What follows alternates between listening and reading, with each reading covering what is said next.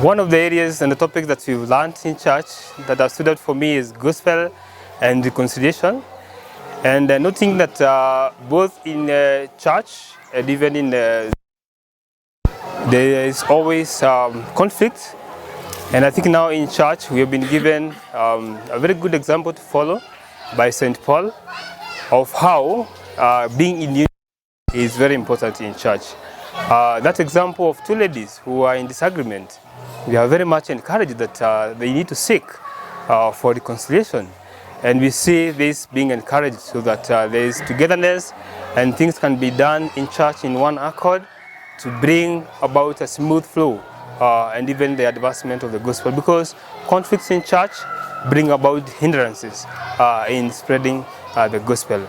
I think also being encouraged to have that mindset of Jesus, who though he was king, humbled himself and came to the world that he created. And he has set for us like a very good example, because he sought out to reconcile us back to God. And all the things that we've been hurt by others, or we have hurt others, we should know that they are not beyond the scope of forgiveness that Christ provided for us. So we should rejoice and seek for togetherness and unity in church. Thank you.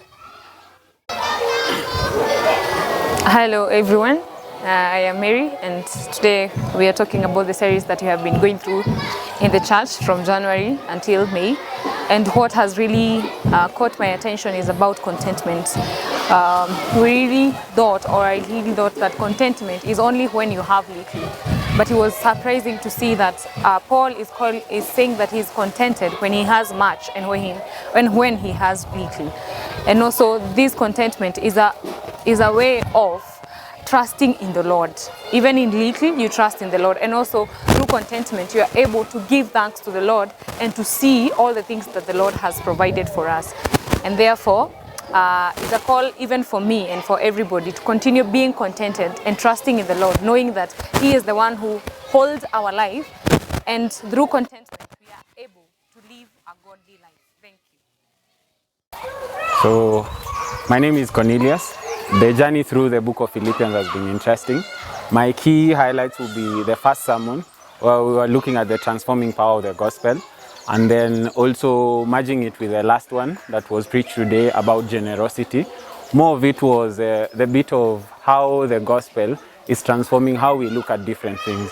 I remember the first sermon when we were talking about Lydia, the convert, and now how that affected. There's a way the pastor was saying it. It's as if like they had touched, now their wallet were now glued to the gospel in a good way.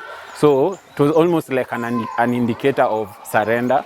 And then now looking at the last sermon when you were looking at generosity, at first I didn't see how generosity was merging in the last sermon, but after it was preached, I got to understand lots of things. How giving is more of a worship, and how we need to think of it more than, see the way we are told most of the times we are giving because of either we are very emotional, at times we want to rationalize it, but which now tends to lead to more of like religiosity.